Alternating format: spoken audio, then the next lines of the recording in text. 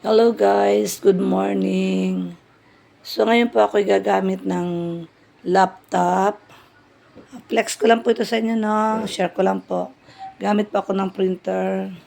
Gumagamit po ako ng electric fan. Isa dito sa kwarto. And then, another electric fan po dito sa sala. Ayan. Okay. And then, habang bukas po ang aming internet. Ayan. Okay, naka-open din po ang aming CCTV. No? CCTV sa loob at labas ng bahay po. And then another one is, bukas din po ang isa pang, yan po, isa pang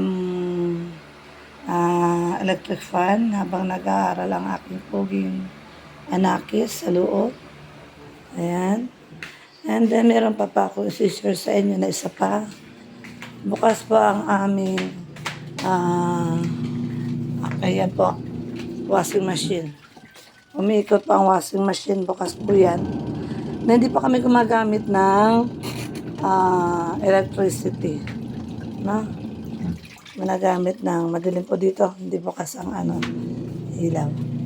So, guys, share ko lang po sa inyo po. And then, bukas pa may ang water pump.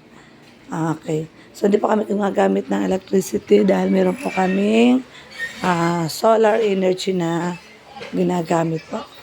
Ayan. Baka gusto niyo po magpakabit. Ayan po siya. So, yun lang po para maminos ang ating kuryente po. So, chat nyo lang po ako, text lang po kayo sa akin, and then, iano ko po kayo dun sa nagkabit po sa amin. So, okay po siya. No?